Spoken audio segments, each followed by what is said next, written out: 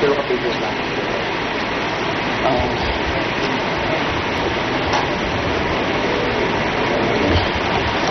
Itong ay about akong 5 stage sa politika. Itong i-comment dito. Dito ka na. Ha? Dito ka na. Hindi, tulong ko ano. Tulong ito pag-upya gini. Kanang upya sa i-comment sa ako. Silo ba? Nakay-obtain player ko. Anak. Ano sa kadlawan mo na ba? Yung katong yata yung muli. Maupo po kayo.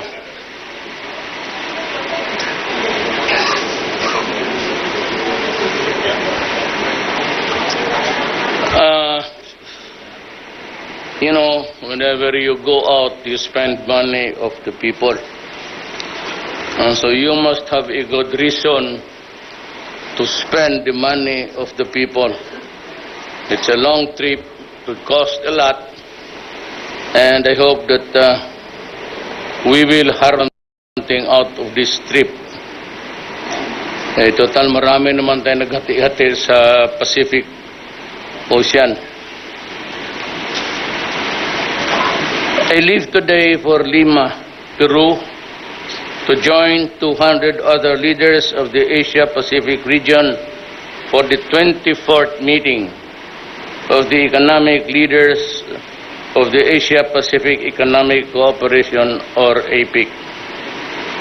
This will be an important opportunity for the Philippines to work closely with their economic partners in the region to take stock of the efforts to facilitate economic growth and prosperity in the Asia-Pacific and to determine ways of moving forward to achieve our shared goals. The theme of this year's APEC Economic Leaders Meeting is Quality Growth and Human Capital Development, a foundation for sustainable growth in the Asia-Pacific. In the meetings, I will bring to the fore key components of my 10-point socio-economic program, particularly improvements in doing business through more efficient and responsive governance, massive investments in new infrastructure, a new focus on the rural development, and increased investments in human capital. My message to APEC will be clear. The Philippines is open for business. We will do everything to make sure that business, particularly MSMEs, will thrive and flourish, small and medium.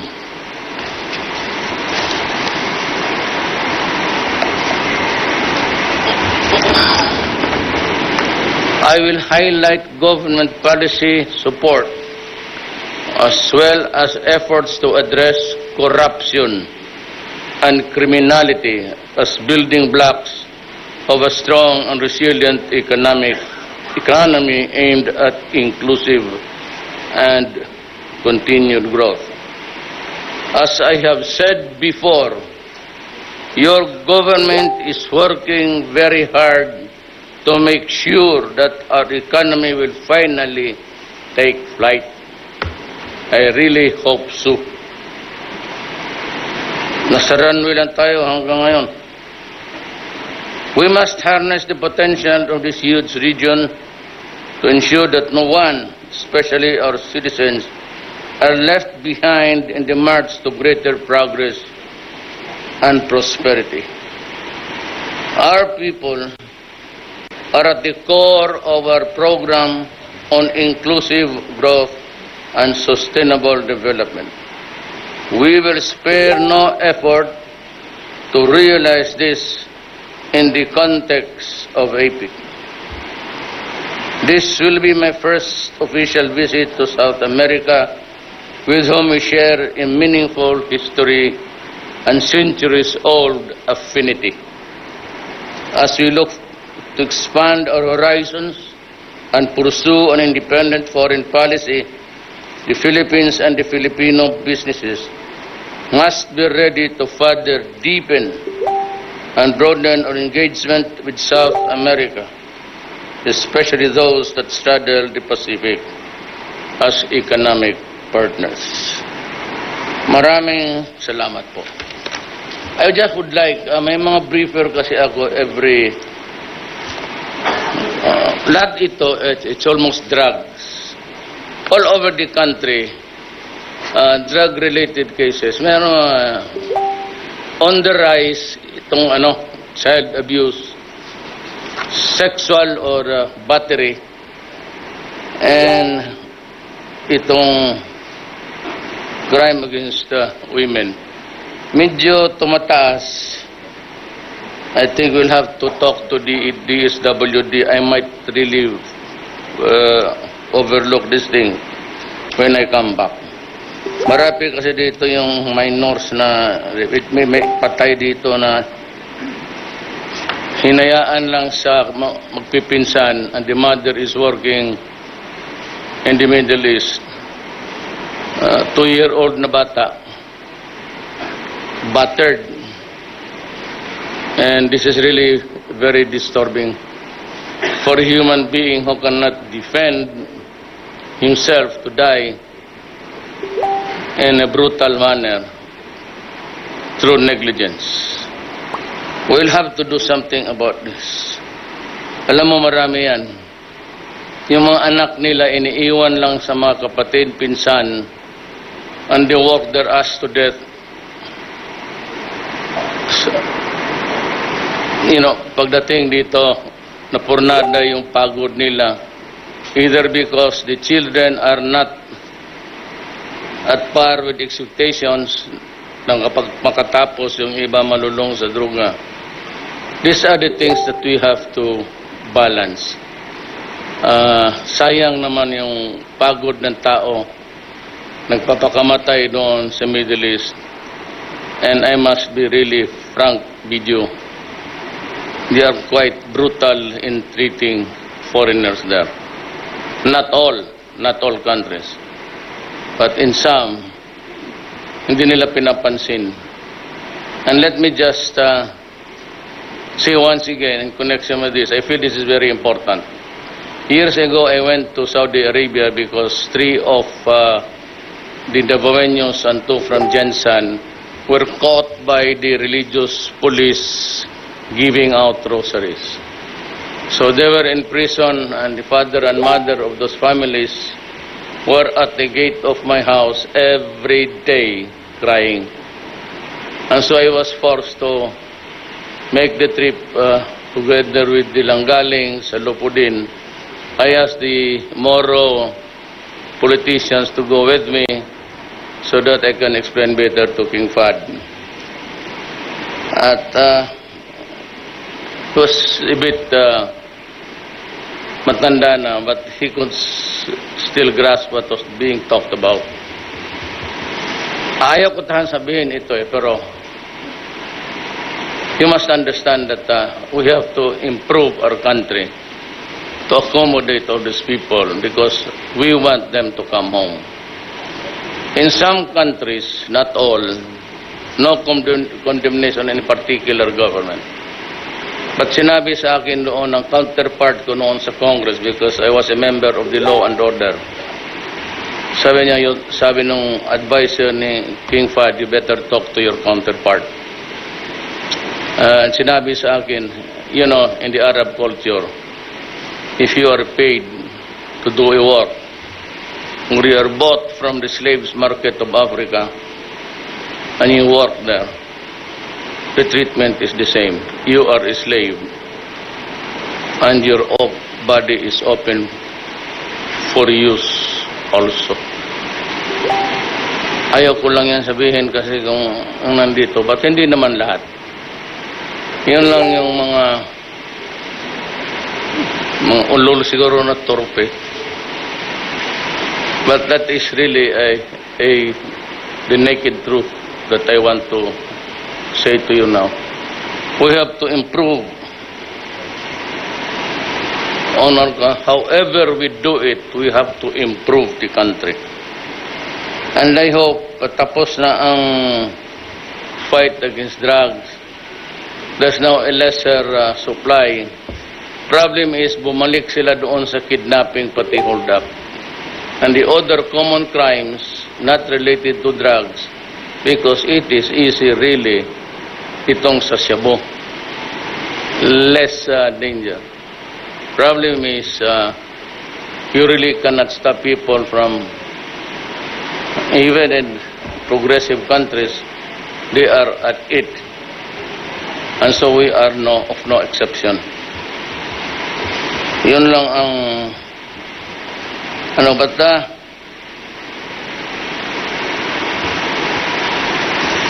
bong ito yung dito.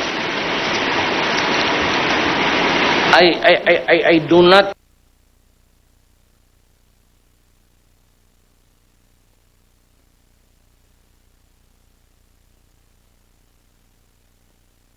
nasadya ko talaga yan eh. I purposely do bad manners para makuha ko yung talaga, what would be the worst reaction of the nation, of my style. Pero sinasadya ko yan. Actually, kung galit ako, talagang ganon ako.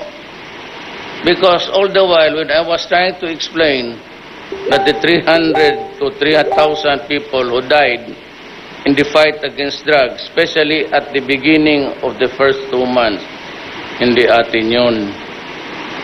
They were there, maybe because of the involvement of the police, no offended to the audience there. They were cleansing and purging the ranks. Hindi atin yun. Yung inkwentro talaga na sinasabing inkwentro, yun ang atin. But they kept on hammering on the 3,000 as if it was mine. And I said, they think that I enjoy killing my own countrymen. But nabasa ko kasi ito dito.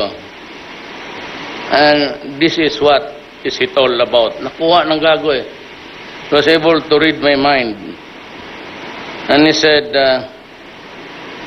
the Philippine president knows the strategic value of his country very well and has been playing high-octane power politics, something that has been absent in Southeast Asia for decades.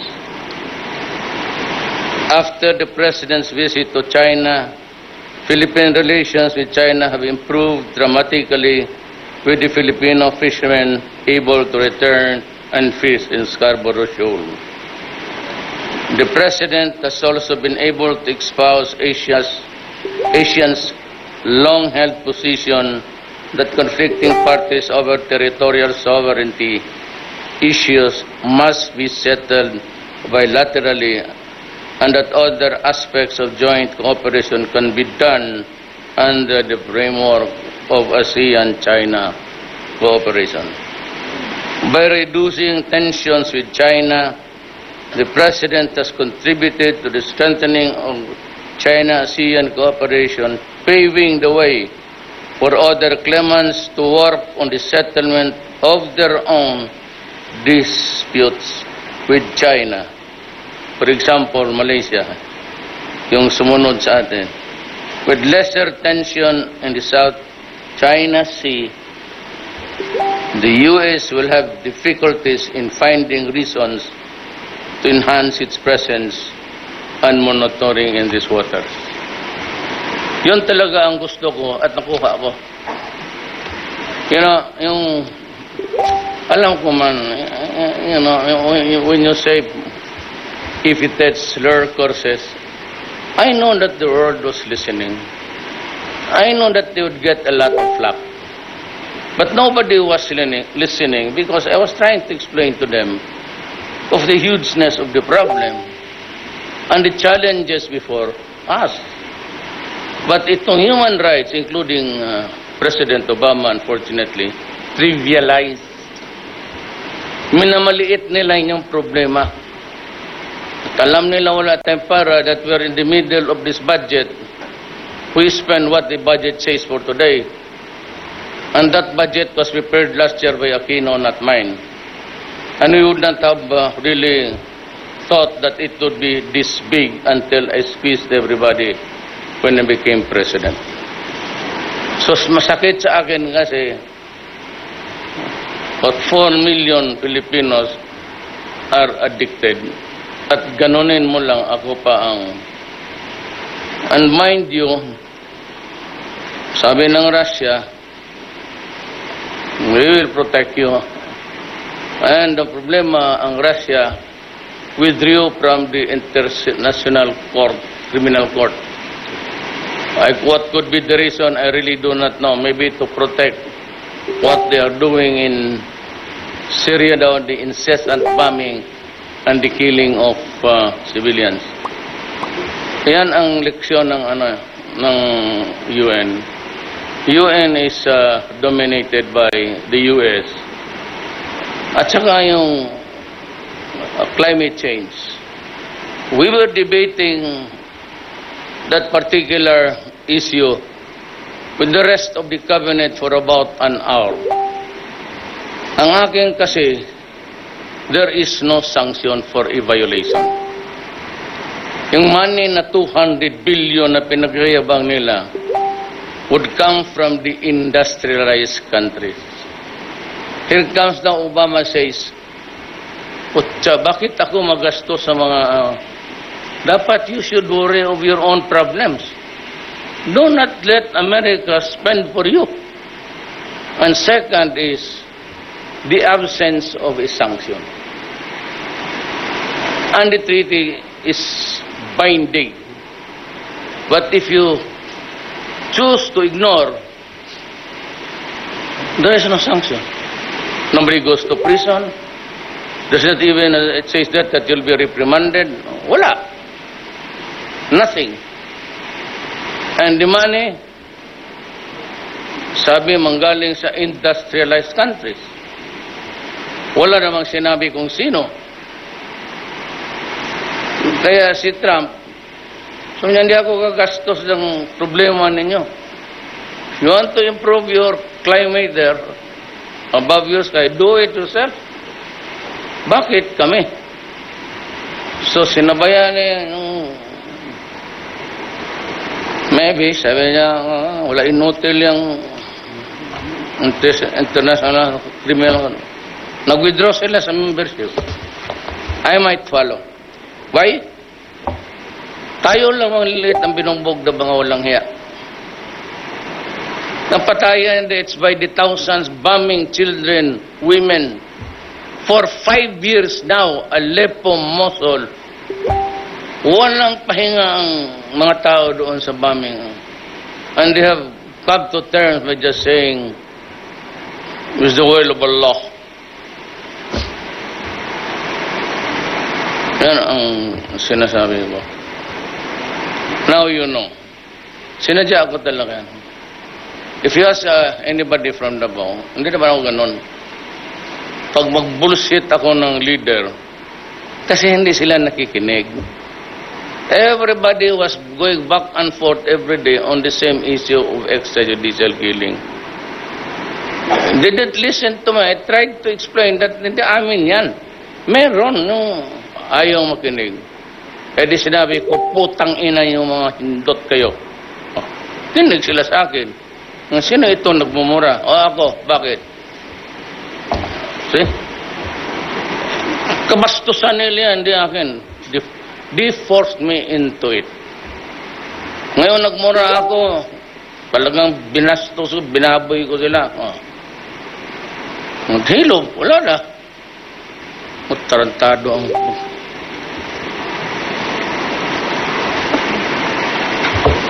You know, if China and Russia would decide to create a new order, I will be the first to join. Alis ako dyan sa...